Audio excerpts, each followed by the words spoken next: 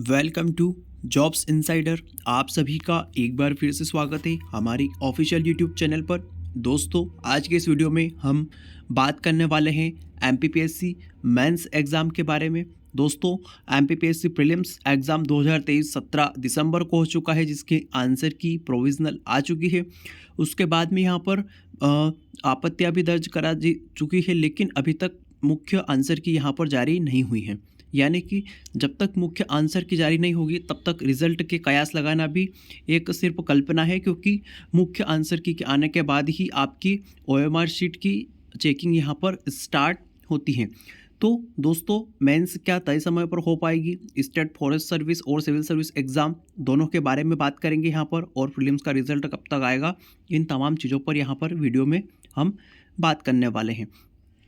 तो साथियों, अगर आप चैनल पर नए हैं तो कृपया चैनल को सब्सक्राइब करके आगे बढ़ें, ताकि ऐसी ही महत्वपूर्ण जानकारी आप तक हम पहुंचाएं। दोस्तों, यहाँ पर लगातार कमेंट बॉक्स में कमेंट आ रहे थे कि किस तरह की डेट यहाँ पर हो सकती है मेंस की, या इसी डेट पर मेंस के एग्ज़ाम होगी। एक भाई ने तो यह बोला कि फॉरेस्ट सर्विस का मेंस क्या फरवरी में होगा। तो इन चीज़ों पर ही हम बात करेंगे यहाँ पर।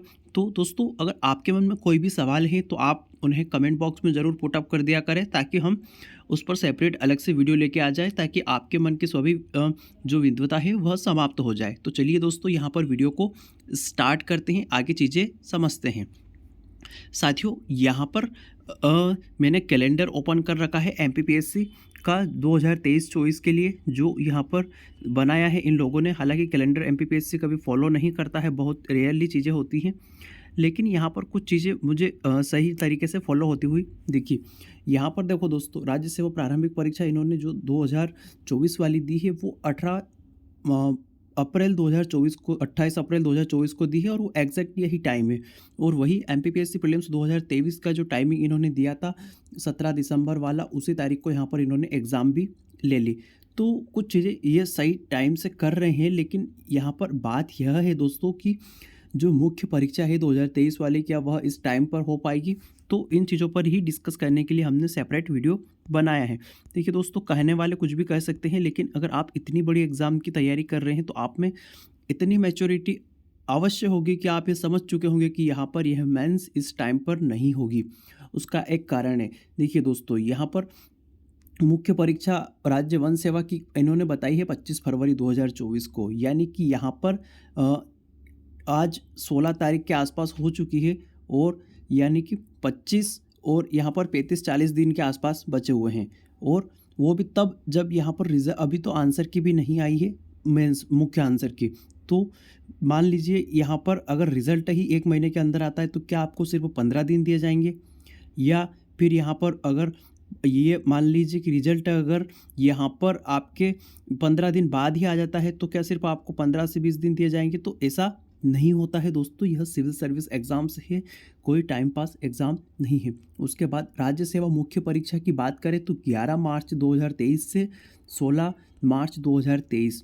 अब आप यहाँ पर सिविल सर्विस एग्ज़ाम की बात करें दोस्तों, तो 60 से 90 दिन यहाँ पर दिए जाते हैं किसी भी सिविल सर्विस एग्ज़ाम में मेंस के प्रतियोगी को, क्योंकि यहाँ पर बहुत बड़ा सिलेबस होता है, और यहाँ पर मुख्य परीक्षा के आवेदन मंगाए जाते हैं। तो आवेदन जमा होते हैं, यहाँ पर स्क्रूटनी होती है, पेपर बनते हैं, उसके बाद में यहाँ पर आपके एडमिट कार्ड जारी कराने की प्रोसेस होती है, सेंटर सेलेक्ट होते हैं, ये तमाम चीज़ें होती है। तो ये सब चीज़ें करने के लिए यहाँ पर आयोग को भी समय लगता है। आपको तो सिर्फ तैयारी करना है बैठकर, लेकिन आयोग को और भी कई कार्य यहाँ पर करने होते हैं। तो इन सब तमाम चीज़ों के लिए यहाँ पर आयोग को समय चाहिए होता है। अब यहाँ पर दोस्तों अभी तक यहाँ आंसर की नहीं आई है।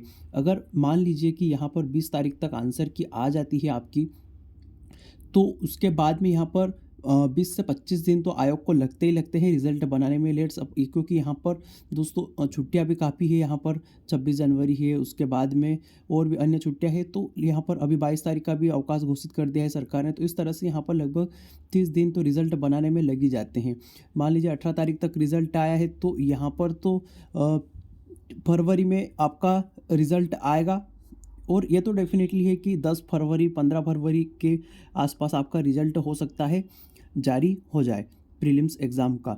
आयोग अगर फुर्ती दिखाए तो, अन्यथा ये भी संभव नहीं है कि इतना टाइम जल्दी यहाँ पर रिज़ल्ट आपका जारी होगा। तो अगर आपका 15 फरवरी तक रिज़ल्ट आएगा, तो उसके बाद में दोस्तों क्या आप ये उम्मीद लगा सकते हैं कि यहाँ पर 1 महीने का भी टाइम नहीं रहे और 3 मार्च से आपका एग्ज़ाम स्टार्ट हो जाए मुख्य परीक्षा का? तो साथियों ऐसा नहीं होता है यहाँ पर।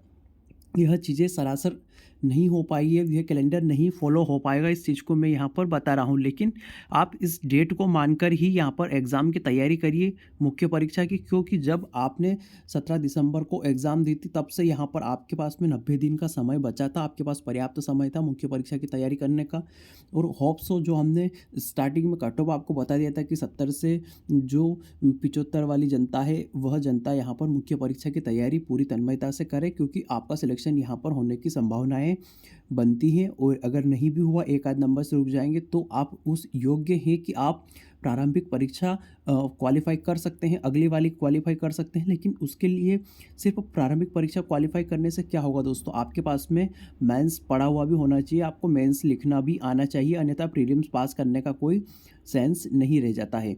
तो यही तमाम चीज़ें यहाँ पर डिस्कशन करना थी साथियों। आप मेंस के लिए लगातार परेशान हो रहे हैं, क्या डेट पर हो पाएगी? तो मेंस तो यहाँ पर नहीं लगता कि हो पाएगी। और बात करें रिज़ल्ट की, तो दोस्तों यहाँ पर रिज़ल्ट आपका आंसर की आने के बाद 30 दिन के अंदर अंदर आपका रिज़ल्ट जारी कर दिया जाएगा। ये मैं आपको दावे के साथ कह रहा हूँ, क्योंकि यहाँ पर अगर कोई विवाद तो अब है ही नहीं। वैसे भी आयोग के पास पैटर्न है, 87-13 वाले फार्मूले से आयोग हमारा रिज़ल्ट देता है यहाँ पर, और उसी फार्मूले से इनको रिज़ल्ट भी देना है। तो यहाँ पर रिज़ल्ट बनाना कोई बड़ी बात यहाँ पर आयोग के लिए नहीं है।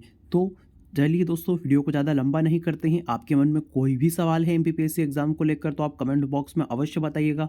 हम आपके प्रश्नों को बहुत महत्वपूर्णता से तरजीह देते हैं और तमाम प्रश्नों पर यहाँ पर चर्चा अवश्य करेंगे। तो साथियों, वीडियो में यहाँ तक बने रहने के लिए आप सभी का तहे दिल से धन्यवाद। आपके प्यार की वजह से ही आज हमारा चैनल इतना बड़ा हो चुका है पिछले 3 महीनों में ही। तो आप सभी का इस तरह आभार। मिलते हैं नए वीडियो में नई खबर के साथ। तब तक आपके लिए प्रणाम, नमस्कार, धन्यवाद।